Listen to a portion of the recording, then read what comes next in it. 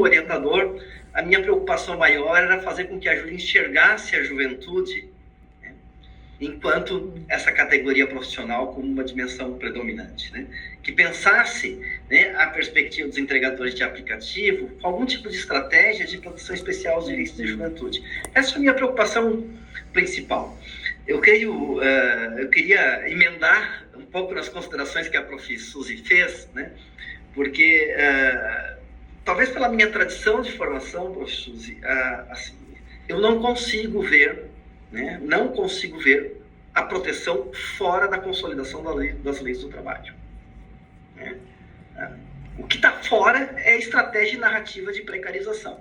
E, de certa forma, nisso eu discordo com a Júlia, mas respeito porque ela fez uma tese, a tese dela, né? Meu papel é ser orientador, né? Mas eu digo que, particularmente, o meu olhar, né, é um olhar que essas são formas contemporâneas de extrema precarização do trabalho, inclusive de esvaziamento de proteções que são tão elementares que estão lá na consolidação das leis do trabalho brasileiras. Né? E aí tem certos argumentos, né, que eles aparecem, que eles estão nas mídias, mas que quem estuda um pouquinho mais profundamente, né, a questão da proteção especial a grupos vulneráveis, né, sabe que não funciona. Né? O discurso os entregadores querem, né, eles querem um outro modelo de trabalho, eles não querem CLT. Não serve por dois motivos. Um, que ele não fez pesquisa de campo, né? Então ele é um argumento no senso comum. Então nem eu nem a Júlia podemos afirmar isso. Né? Segundo, se eu for pela perspectiva do que o trabalhador quer, né, os adolescentes querem trabalharem com profissionais do sexo com 12 anos de idade. Né? Os trabalhadores na mina de carvão, né, se eles querem, eles vão trabalhar 20 horas na mina para aumentar os seus rendimentos. Né? Então, quando nós tratamos de matéria protetiva, né, nem sempre o desejo individual do sujeito prevalece sobre o aspecto de proteção. Até porque nós estamos falando dos trabalhadores ultra precarizados. Né? E como a Júlia muito bem coloca, né, nem sempre eles têm a consciência, a clara consciência, né, do que significa a proteção dos seus direitos trabalhistas. Muitas vezes sequer têm a clara consciência do que para que serve um sindicato. Né? Eu, como sindicalizado, né, às vezes questiono, mas poxa, como é que o sindicato deixou passar isso? Onde é que está o sindicato? Então, tem uma questão de base ali que não é objeto da tese da Júlia, mas que é subjacente, que a gente precisa ter atenção. Afinal, como é que está o nível de politização desses trabalhadores em aplicativos em relação ao direito de trabalho?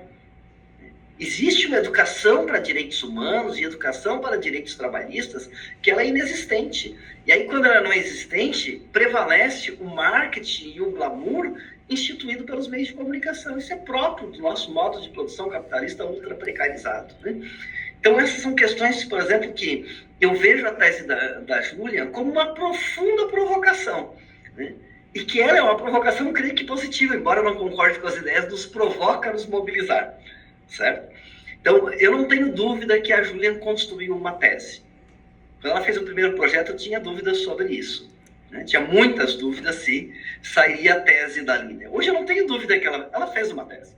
Né? Ela fez a tese da Júlia, a partir das leituras, das perspectivas, né? E com essa característica que eu acho muito bonito, Júlia, você ter colocado, olha, eu sou uma pessoa muito jovem que veio fazer doutorado e que me identifico com o público do qual falo e que teve a característica da juventude que é não ouvir os adultos. Né? Não ouvir os que são mais antigos e experientes e que não vejo que essa seja uma característica negativa e por isso construiu uma tese, né, me parece, profundamente autoral. Né? Então já não é aquela tese que o orientador foi lá, que desenhou, né? Nós tivemos muitas dificuldades de diálogo ao longo desses 4 anos, né, Júlia? E eu vi a Júlia não envelhecer, mas amadurecer ao longo desse processo. Né? E chegamos nesse momento, né, em que tem a Júlia que defende, né, suas ideias a partir das suas experiências, das suas leituras e do seu desenho de um texto que concordo também com os colegas, né, que precisa de uma revisão um tanto rigorosa ali da qualidade de redação, nessa parte, mas tudo isso faz parte do processo de elaboração da tese, né? E aí eu deixaria dessas questões, assim, chamando atenção ao aspecto que o professor se colocou, assim, de deixar mais claro, de se posicionar mesmo, afinal. Né? Você defende uma proteção no modelo, né, tradicional, no CLT, um modelo mais liberal, mais flexível, né? E eu acho que a Júlia, a advogada, também tem um pouco a ler sobre isso, né? né? Contra quem vai demandar, né? Ou se vai inexistir demanda porque não existe direito garantido e protegido. Sobre o que os nossos parlamentares vão fazer em termos de regulamentação, eu não tenho o menor otimismo. Não tenho o menor otimismo. Esse é um processo que vai ser retardado. A gente sabe qual é o perfil que nós temos no nosso parlamento, que é um perfil avesso à proteção trabalhista, né? Então, não dá para ter esperanças por ali. Mas dá para se produzir conhecimento, né, para construir os marcos de forma a promover, talvez, né, mecanismos, né, de proteção social. Nos chama muita atenção também de realidades diversas. Eu estou aqui em Salamanca, na Espanha, né, aqui não tem entregador por aplicativo de moto. É só patinete e bicicleta. Ninguém entrega de moto, é só patinete e bicicleta, né? E é muito curioso, porque na frente dos estabelecimentos, né, esses maiores, esses lanchonetes de fast food, né, eles ficam todos ali, um grupo de jovens conversando, como se fosse o seu ambiente de lazer, mas no fundo é trabalho.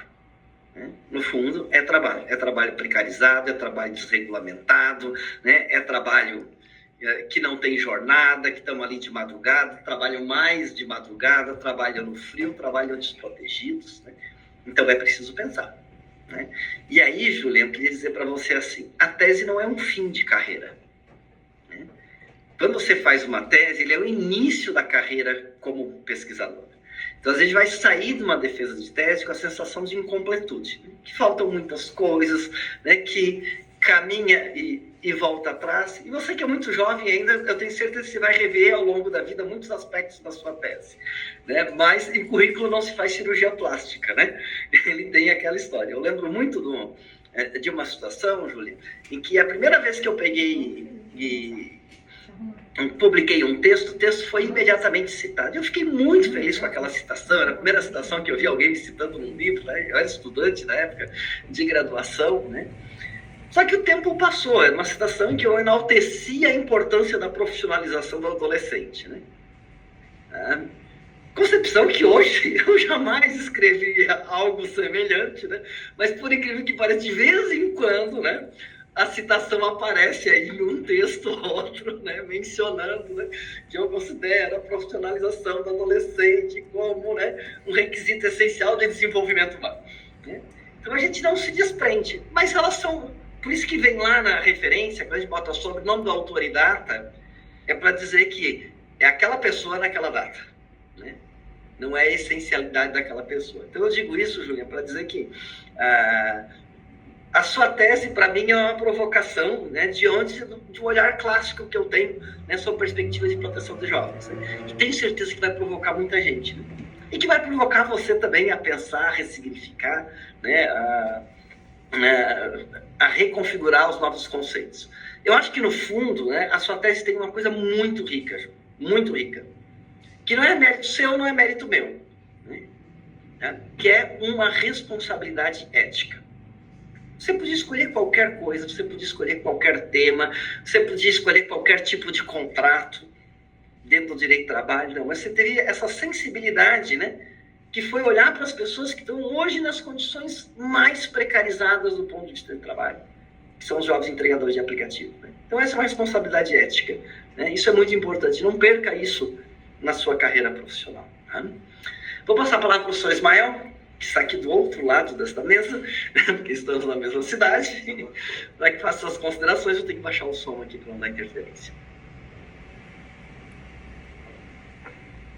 Então, opa, desliga o teu som.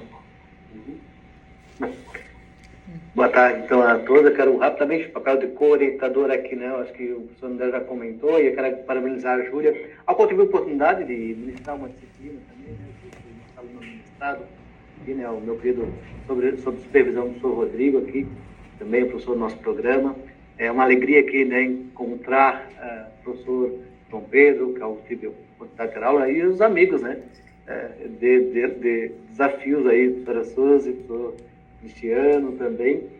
Júlia, acho que a grande riqueza, né, e a Suzy falava, né, dessa fase da tese, né, de construir, de pensar o projeto, de estruturar. A gente sai daqui e hoje essa banca, né, foi essencial no sentido que cada professor aqui tem uma expertise em uma determinada área que congrega toda a tua pesquisa. a nossa revisão, né, o professor André e a minha na condição, né, de co-orientador, e mais em especial ao que foi falado nessa tarde aqui, né, mas nessa manhã aí do Brasil, é essencial para que tu consigas efetivamente, né, dar aquele apontamento final nesse trabalho que vai ser lido por muita gente, porque é um tema contemporâneo, é um tema necessário, é um tema fundamental que diz respeito a um conjunto significativo de trabalhadores e trabalhadoras que estão ali em frente das plataformas, né? Ela chegou há pouco, né, tempo, né, considerando aí a história do trabalho, mas hoje ela está em todos os países. O professor André falava aqui da experiência da Espanha, né, e a gente tem em seguida, volta e meia passa, né, na frente dos restaurantes, lanchonetes, então um significativo número de crianças, de jovens nos estabelecimentos. Então, é necessário, a tese é uma tese necessária, né? Então, parabéns aí, né, a tua pesquisa. Não tenho dúvida que você vai seguir nessa nova caminhada, aprofundar essa caminhada, né, e agradecer em especial essa banca, né, que esteve aqui hoje nessa manhã para debater profundamente. Vejam, cada um com diversos pontos de vista, mas todos concentrados numa discussão que é de um cenário, né, complexo da globalização, né? Mais uma vez agradeço ao professor André pelo convite de estar na condição de co-orientador, e já logo em seguida eu vou pedir a licença para vocês, que eu entro em sala de aula na Universidade de Salamanca agora em minutos, tá bem? Para ministrar uma aula. Até mais, pessoal. Obrigado. Bom, agradeço ao professor Ismael por todo o apoio, inclusive na revisão, me auxiliou na revisão no final, né, da última versão, e como é co-orientador, né, a presença no final da avaliação não é dispensável, e o professor Ismael tem aula agora em seguida aqui na Universidade de Salamanca, então eu vou dispensar ele da nossa atividade, né, e vou convidar os professores para que a gente possa acessar, então, a sala de avaliação, para que a gente possa fazer a avaliação final do trabalho, né, e peço que a Júlia e os demais integrantes da assistência que esteja aqui, né, permaneçam nessa sala. Tá bom? Todos os professores têm o link de acesso à sala